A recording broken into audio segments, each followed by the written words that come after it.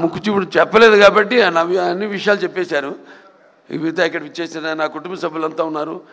నాకు ఒక కుటుంబం కాదు, నాకు చాలా పెద్ద కుటుంబం. అదే నాన్నగారు వారసత్వంగా ఇచ్చింది.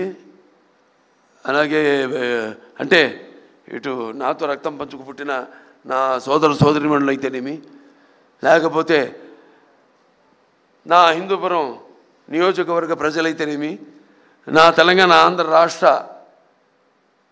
కళాభిమానులు, నా అభిమానులు అందరికైతేనేమి, లేకపోతే నా చలనచిత్ర పరిశ్రమ ఇక్కడికి విచ్చేసిన మా ఛాంబరు కౌన్సిల్ మెంబర్స్ అయితేనేమి, నా దర్శకులు అయితేనేమి, ఇంత పెద్ద కుటుంబం నాది.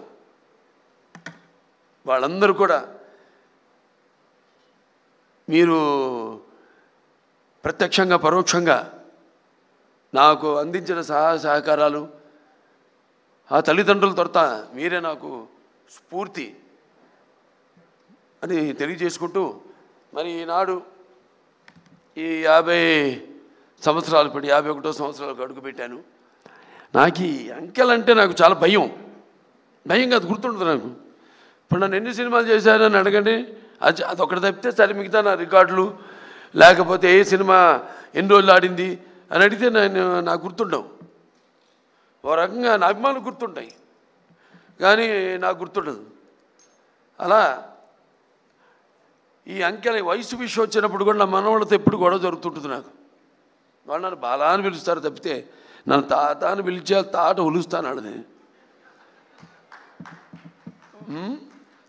సో ఏం లేదు, ఒకటేంటంటే అటు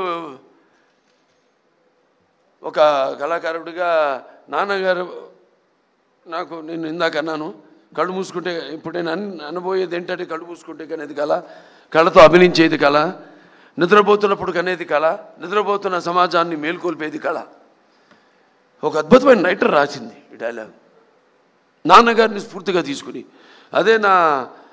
అదే దారిలో నేను వెళ్తుంటాను. అలాగే నాన్నగారు కూడా ఎన్నో ఈ ప్రకృతి విపత్కర పరిస్థితుల్లో ఆయన నటుడిగా ఉంటూనే, రాజకీయాలు రాకముందు ఇది నేషనల్ డిఫెన్స్ ఫండ్ అయితేనేమి, లేకపోతే